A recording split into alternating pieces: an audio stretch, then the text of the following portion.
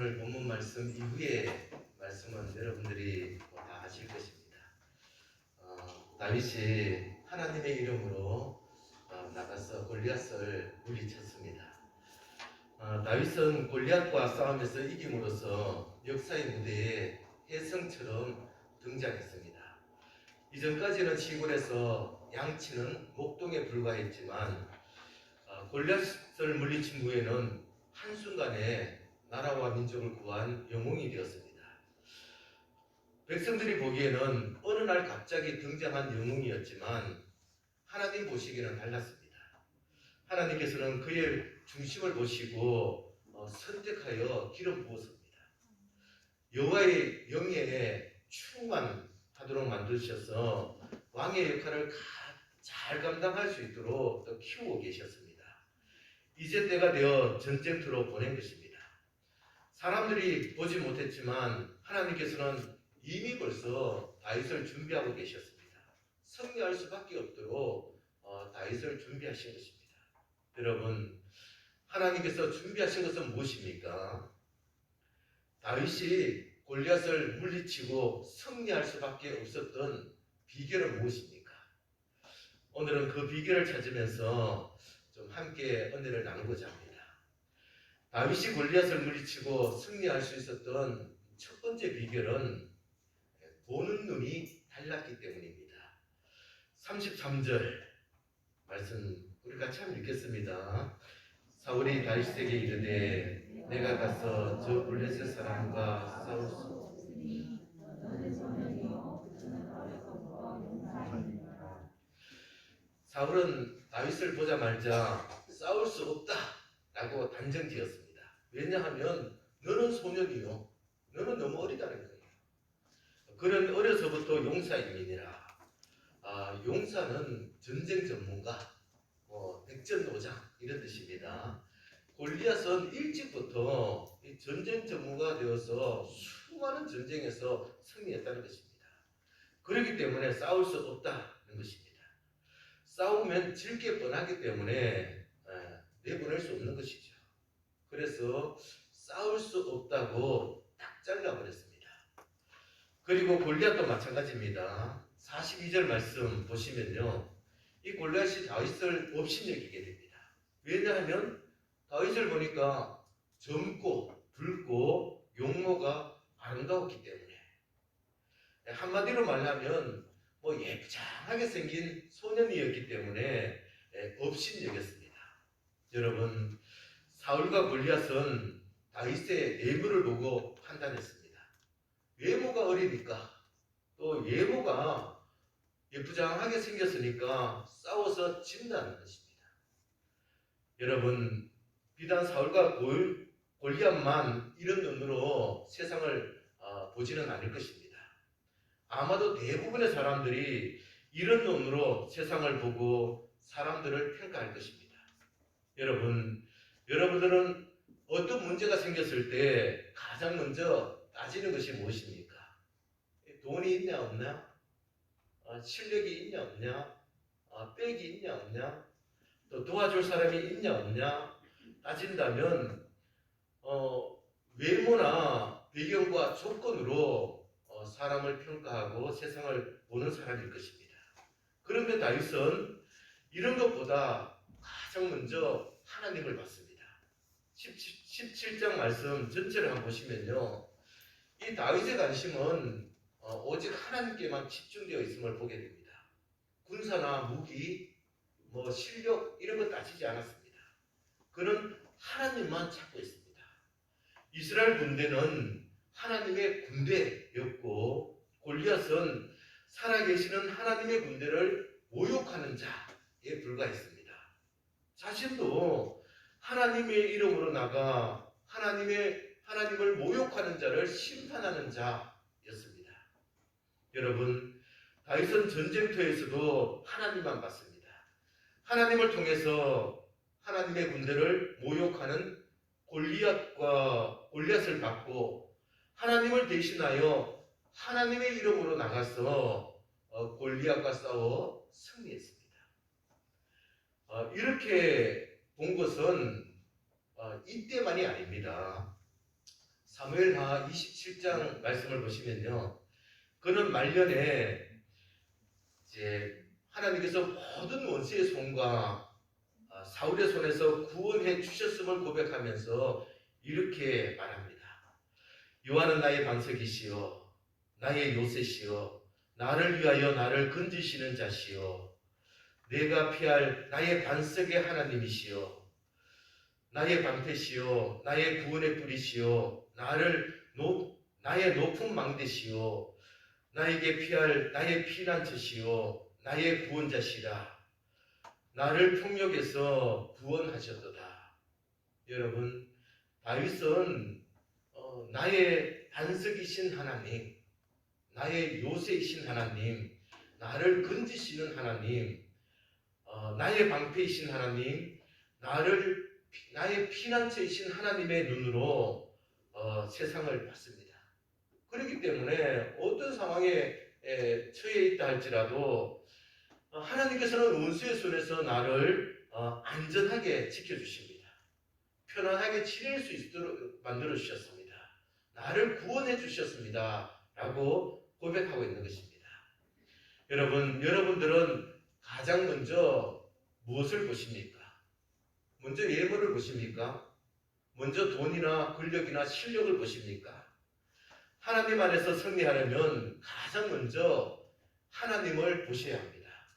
나의 하나님, 나의 구원자, 나의 방패, 나의 피난처, 나의 목자 되시는 하나님, 만군의 하나님을 통해 세상을 바라보고 문제를 보고 또 사람을 볼 때 승리할 수 있는 것입니다.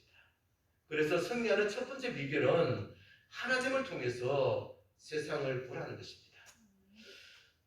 승리하는 두 번째 비결은 미래를 예측하고 확신할 수 있어야 됩니다. 34절에서 36절 말씀을 보시면요, 다윗이 아버지의 양을 칠 때 있었던 일을 소개하고 있습니다. 양을 칠 때 사자와 곰이 나타나서 양들을 물고 갔습니다. 그럴 때 그는 끝까지 따라가서 건져내었습니다. 또 사자와 곰이 자신을 해하려고 할 때는 그를 쓰러뜨리고 죽였습니다. 그는 사자와 곰과 싸워서 이길 정도로 능력이 있다는 거예요. 그렇기 때문에 골리앗과 맞서 싸워서도 이길 수 있다라고 자신 있게 말합니다.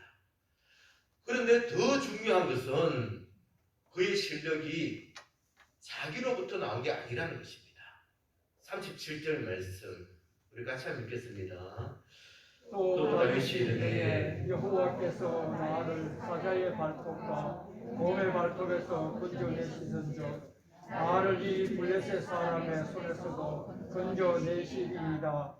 사울이 다윗에게 이르되 가라, 여호와께서 너와 함께 계시기를 원하노라. 아멘. 다윗은 하나님께서 사자와 곰의 발톱에서 건져내어 주셨기 때문에 골리앗으로부터도 건져내어 주실 줄 확신했습니다. 한마디로 말하면 예전에 받은 은혜의 경험이 있기 때문에 앞으로도 은혜 주실 줄 믿고 싸우겠다는 것입니다. 여러분, 은혜 받은 경험이 있으면 앞으로 주실 은혜를 예측하고 확신할 수 있습니다. 기도 응답 받은 경험이 있으면 기도 응답에 대한 확신을 가지고 기도할 수 있지 않습니까? 말씀을 붙들고 살았더니 그 말씀대로 이루어 주시는 경험이 있다면 우리 또한 말씀을 붙들고 살아갈 수 있지 않습니까? 사랑으로 섬겼더니 축복해 주셨던 경험이 있다면 앞으로도 섬기며 살아갈 수 있는 것입니다. 우리가 잘 아는 시편 23편 말씀을 생각해 보세요. 다윗은 사망의 음침한 골짜기를 지나갑니다. 이 사망의 음침한 골짜기는 죽을 것 같이 힘들고 어려운 상황입니다. 그때 어떻게 합니까? 여전에 받았던 은혜의 경험이 있기 때문에 지금도 주의 막대기와 지팡이로 나를 안위해 주실 줄 믿고 편하게 지나가고 있습니다. 원수의 목전, 원수들이 쳐들어와서 죽이려고 하고 있는 상황입니다. 이때도 어떻게 합니까? 예전에 받았던 은혜가 있기 때문에 지금도 잔치상을 베풀고 편안히 먹을 수 있다는 것입니다. 병들었을 때는 어떻게 합니까? 예전에 고침받았던 경험이 있기 때문에 지금도 기름을 풍성하게 넘치도록 부어서 고쳐주실 줄 확신하고 있습니다. 여러분, 하나님으로부터 받은 은혜가 있으면 앞으로 주실 은혜 또한 예측하고 확신할 수 있습니다. 여러분들은 어떤 은혜를 받았습니까? 앞으로 어떤 은혜를 주실 줄 믿고 있습니까? 제가 이렇게 물어보면 대부분의 성도들이 대답을 잘 못합니다. 왜 그렇습니까? 그 이유는 받은 은혜를 너무 쉽게 잊어버리기 때문입니다. 그럼 또 잊어버리지 않으면 우리가 그 은혜 때문에 미래를 예측하고 또 주실 줄 믿고 살아갈 수 있지 않습니까? 그래서 이스라엘 백성들은 하나님이 주신 은혜를 쉽게 잊어버리지 않기 위해서 절기를 만들어 지켰습니다. 6월절, 애굽에서 노예 생활할 때 하나님께서 찾아오셔서 구원해 주신 날을 기념하기 위해서 절기로 만든 것 아니겠습니까? 맥추절, 수장절, 장막절, 초식절 등등은 하나님께서 양식을 주셨음을 기억하고 그것을 기념하기 위해서 절기로 만들었습니다. 부림절은 하만으로부터 구원해 주신 하나님의 은혜를 기념하기 위해서 만든 절기지 않습니까? 이스라엘 백성들은 받은 은혜를 잊지 않기 위해서 절기를 만들어서 기념했습니다. 그리고 또한 우리가 얼마 전에 우리가 봤던 에베네셀 기념비 있지 않습니까? 그들은 하나님께서 주신 은혜를 기념하기 위해서 기념비를 세워놓고 그 기념비를 볼 때마다 앞으로 하나님께서 또다시 이런 은혜를 주신다는 사실을 확신하고 감사했습니다. 여러분, 우리도 받은 은혜를 잊지 않도록 기념일을 정해놓고 조그마한 파티를 하면서 즐겨도 좋을 것 같습니다. 가계부나 수첩에 적어놓고 기억하면 더 좋겠습니다.